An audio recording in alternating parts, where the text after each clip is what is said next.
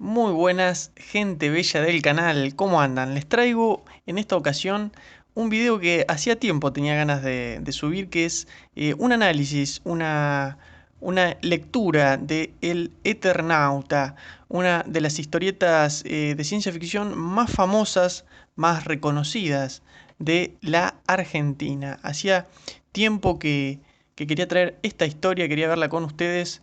Y bueno, arrancamos nomás sin mucha introducción. Vamos a analizar, en esta ocasión vamos a ir viendo de la página 1 a la 15. Y bueno, depende cómo sea la aceptación de ustedes, seguiré subiendo las siguientes partes. Así que bueno, arrancamos. En esta primera portada tenemos a color, la única hoja a color de toda la historieta, tenemos al que será el protagonista de esta historia, el Eternauta. Como bien podemos ver, su autor, el autor de esta obra es Héctor Germán Oesterhel, un historietista argentino súper reconocido y sobre todo por esta su mayor obra, su obra de mayor reconocimiento, El Eternauta. Él fue el guionista, el historietista que guionó, que creó la historia, y Solano López, como podemos leer aquí al lado, es el dibujante, el historietista del que dibujó la obra. Así que bueno, esta dupla trabajó en conjunto en varios proyectos y bueno, este, como dije, es el más trascendente de todos. Bueno, acá podemos, antes de empezar la historia, podemos ver una especie de prólogo, un prólogo hecho por el autor, por Oesterhel, donde bueno, nos cuenta que él gestó la idea del Eternauta como una especie de Robinson Crusoe, donde puede tratar cuestiones como la soledad del hombre, el hombre rodeado, el hombre preso, cuestiones así. Con la diferencia en que Oesterhel no plantea la historia de un hombre solo, como es en el caso de Robinson Crusoe, sino que el Eternauta, aunque atrapado, lo está con amigos, con familia, es una cuestión de conjunto. Y algo que destaca en este prólogo el autor es que en El Eternauta no hay héroe central, sino el héroe es un héroe colectivo, el héroe es un héroe plural. El héroe en esta historia es en grupo, no un héroe individual, no es un héroe solo, sino un héroe colectivo. Lo podremos ir viendo a lo largo de toda la obra. Así que bueno, arrancamos nomás con la primera página y ya podemos ver que un detalle que en este prólogo era una imagen en negativo de la que sería la primera viñeta. Y bueno, la primera imagen, el primer pantallazo de la primera hoja de la historia nos da una imagen muy amena. Podemos ver un vecindario de madrugada a las 3 de la mañana y vemos en la fría noche cómo la trama se acerca hacia el personaje. Vemos acá el vecindario de noche y fíjense lo que dice esta viñeta para hacer entrar en clima al lector. Y dice, refiriéndose a esa noche: apacigua el ánimo, como si uno escuchara una melodía muy vieja y muy querida. El único rumor que turbaba el silencio era el leve rozar de la pluma sobre el papel. Así es, nos damos cuenta que el protagonista, o al menos el primer personaje que aparece, es un escritor. Y en esta página tenemos ya una gran sorpresa, y es que el historietista, el escritor, el dibujante que aparece en esta primera hoja, es el propio Oesterhel, o sea, el propio autor de la obra aparece siendo el primer personaje de la misma. Es un claro ejemplo de metaficción ya muy sorprendente de entrada. Y bueno, a continuación podemos ver cómo él, estando ameno, estando tranquilo, dibujando en su propio lugar de trabajo, en su casa, escucha un crujido en una silla vacía, donde podemos ver, con la sorpresa justamente del dibujante, cómo puede ver en una silla cómo se va materializando un personaje. En la siguiente página podemos ver que esta persona que empieza a materializarse en la silla ya está, pareciera sólida. Oesterhel, que es el dibujante que estaba en la oficina, está sorprendido, observa a detalle a este personaje que ha aparecido, observa que su ropa es de un material muy extraño. Lo que más le llama la atención a Oesterheld es la mirada de este intruso que ha aparecido. Fíjense, en esta viñeta de acá, vamos a ponerle zoom porque es algo a remarcar. Fíjense la mirada de este extraño intruso y lo que dice Oesterheld. No he visto nunca una mirada semejante, refiriéndose a este intruso. La mirada de un hombre que había visto tanto, que había llegado a comprenderlo todo. Ya nos dicen que este protagonista, que este personaje que ha entrado en escena es un personaje fuerte. El misterioso personaje empieza a analizar alrededor, se da cuenta que al mirar los libros de alrededor descubre que está en el planeta Tierra a mitad del siglo XX y deduce que alrededor de 1957.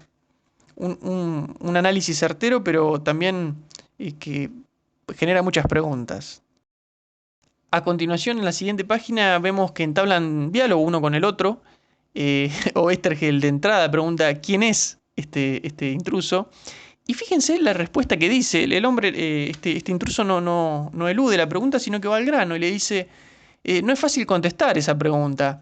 Le dice, podría darte centenares de nombres y no te mentiría, todos han sido míos, pero quizá el que te resulte más comprensible sea el que me puso una especie de filósofo de fines del siglo XXI. El Eternauta, me llamó él, para explicar en una sola palabra mi condición de navegante del tiempo. Así que bueno, esa es la respuesta que le da. Así que bueno, así es como nos enteramos que este intruso se hace llamar el Eternauta. Y bueno, sin muchas vueltas el Eternauta le pide al historietista si puede darle un lugar para quedarse un tiempo ahí en su casa, para descansar, para reponer fuerzas. Y bueno, el historietista Oesterheld empieza a pensar que no tiene lugar en su casa, pero el Eternauta tranquilo le dice que, que le va a contar su historia. El Eternauta va a contar de dónde viene y por qué es todo lo que ha sufrido. Y está seguro que una vez que termine de contarle, el historietista le dará un lugar para descansar. Y bueno, acá podemos ver en el último, la última viñeta como el historietista dice, escuché todo el resto de aquella noche, no hice otra cosa que escuchar, o sea, refiriéndose a escuchar al Eternauta, tal como él lo dijo, cuando concluyó ya todo estaba claro, tan claro como para llenarme de pavor. Así que bueno, vamos a adentrarnos en esta historia que trae el Eternauta. En la página siguiente podemos ver cómo todo lo que vamos a ver ahora es la propia historia contada por el Eternauta y en sus palabras, en su propia experiencia. Lo que veremos de ahora en adelante, hasta el resto del final de la historia, va a ser las vivencias del Eternauta, las vivencias contadas por él mismo al historietista. Todo esto que vemos ahora obviamente sucedió en el pasado, podríamos decirlo, y el Eternauta nos los va a dar a conocer. Así que bueno, en palabras del Eternauta, él dice que todo comenzó una noche fría de invierno en la casa de Juan, que Juan es el que se convertiría en el Eternauta, en su propia casa, en la propia casa del Eternauta. El verdadero nombre humano del Eternauta es Juan Salvo. Juan, o el Eternauta, tenía una guardilla o un laboratorio en su casa que estaba herméticamente cerrada. Esa noche jugaba al truco con 3 de sus vecinos amigos. Estos serán también protagonistas de la historia. Además del ya mencionado Juan, Juan Salvo es el Eternauta, tenemos otros personajes como Favali, que es este que está acá en la tercera viñeta, el hombre de anteojos. Favali era un profesor de física que disfrutaba hacer experimentos de electrónica ahí, en el espacio que les brindaba Juan en su casa. Otro de los amigos es Lucas, un empleado del banco que también es loco por la electrónica, pero sus intereses van más allá, con el tema relacionado con la radioactividad. También disfrutaba, tanto Lucas como Favali, el poder hacer experimentos en la casa de Juan. Y el último, el cuarto amigo, es Polsky, este viejecito que tenemos acá en la sexta viñeta. Polky es un jubilado que también aprovecha las facilidades del laboratorio de Juan, pero para construir violines. Así que bueno, así tenemos los cuatro amigos. Insisto, repito, Juan Salvo, que es el que se terminaría convirtiendo en el Eternauta y es quien nos cuenta la historia.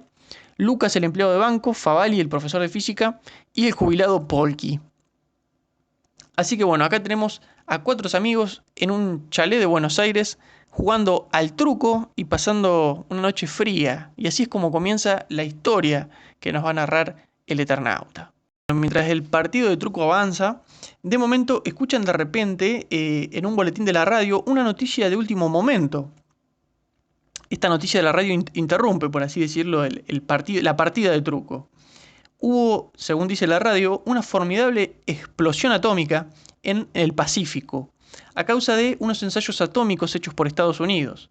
La explosión produjo una incalculable cantidad de polvo radioactivo y debido al viento, la nube radioactiva avanzaba hacia el sudoeste, o sea, hacia su ciudad, hacia Buenos Aires.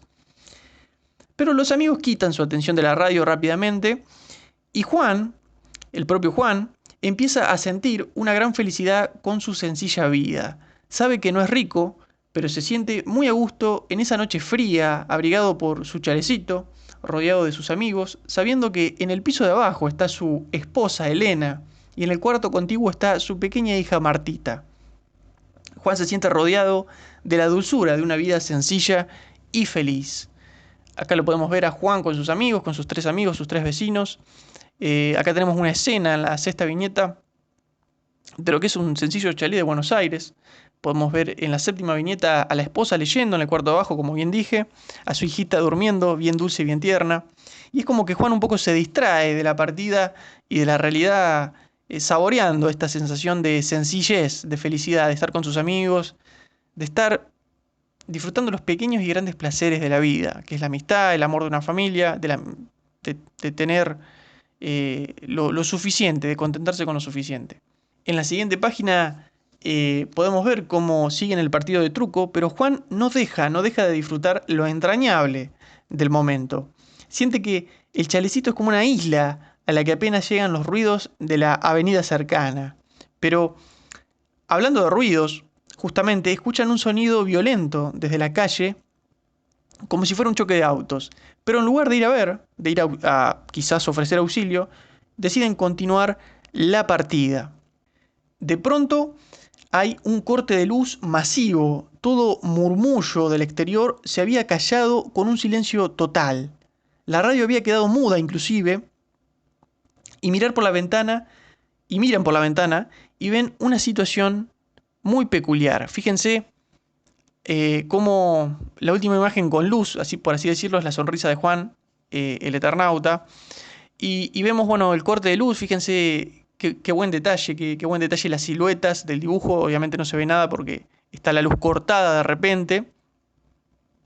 Pero fíjense en las escenas que sí se logra ver los rasgos, lo bien dibujado que está la iluminación, como por ejemplo acá en la cuarta viñeta la cara de Polsky, uno de los cuatro amigos. Fíjense las reacciones, las tomas desde adelante, desde atrás. Y bueno, acá podemos ver lo que ven ellos por la ventana. Ven un choque de autos en la última viñeta, ven a un hombre caído, ven que hubo realmente un accidente junto con el corte de luz. Bueno, y acá empieza lo bravo de la historia, por así decirlo. Acá los cuatro amigos se dan cuenta que hay algo en el aire, en el exterior. Al ver por la ventana, ven una nevada fosforescente y es nada más ni nada menos que esa sustancia radioactiva que había alertado la radio hacía nada más que instantes. Así que bueno, se dan cuenta de que hay algo peligroso, hay una nevada fosforescente radioactiva en el exterior. Fíjense acá en la cuarta viñeta cómo la nevada empieza a cubrir la ciudad de Buenos Aires. Y fíjense qué bien, qué fuerte que está descrito lo siguiente. Dice en el relato, que recordemos que todo esto es un relato contado de Juan al historietista. Y fíjense cómo dice: todo hasta donde se podía ver se cubría ya de aquella nevada, nevada irreal, nevada de dibujos animados y mortal, terriblemente mortal. Más antes dicen en la tercera viñeta, dice: Acunándose en el aire, quieto, de lo alto, caían tenuísimos copos, casi transparentes, emanaban una débil luz de trasmundo. Así que bueno, empiezan a reaccionar y Juan va a ver a su esposa en el piso de abajo, a ver si está todo bien, si está la ventana cerrada, si ninguno de estos copos pudieron ingresar a la casa. Así que bueno, dado que las ventanas estaban bien cerradas, los copos radioactivos no pudieron entrar ni por la habitación de la esposa de Juan, ni por la habitación de su hijita, ni por la casa en general, dado que la casa estaba herméticamente cerrada. Juan comprueba que su esposa e hija están a salvo y empiezan a razonar que la catástrofe estaría arrasando con gran cantidad de personas en todo Buenos Aires. Juan se mantiene racional, o al menos lo intenta, aunque piensa en lo que habrá pasado en las casas en que tenían alguna ventana abierta y los copos hayan entrado, lo peligroso que podría haber sido que esas sustancias radioactivas entren en otras casas, como seguramente ha pasado. Y bueno, Juan por lo pronto se mantiene, digamos, positivo de saber que todas las aberturas de la casa estaban cerradas y ningún copo pudo entrar. Acá lo podemos ver a Juan en la segunda viñeta abrazando a su hija Martita y tratando de poner al día a su esposa de lo que está aconteciendo. Pero bueno, no todo va bien porque, como podemos ver en la siguiente página, en medio de la confusión, uno de los 4 amigos entra en pánico y se trata nada menos que del viejo Polsky, del jubilado, del más viejo del grupo, del anciano. Preocupado por cómo estará su familia, entra en shock, golpea a Favali y a Lucas, quienes lo intentan detener por su bien, obviamente, pero Polsky los golpea y se dispone a salir. Está en shock, obviamente, acá lo podemos ver en la antepenúltima viñeta, golpeando a Favali y queriendo escapar a toda costa hacia, digamos, hacia donde están los copos radioactivos, que es justamente a donde menos debería intentar salir. En esta página, bueno, esta página es muy fuerte, se lo puede ver a Polsky adentrándose en el horror. Se pone una capa, una capucha y sale. Los muchachos que quedaron adentro atinan a cerrar la puerta para que ningún copo radioactivo entre.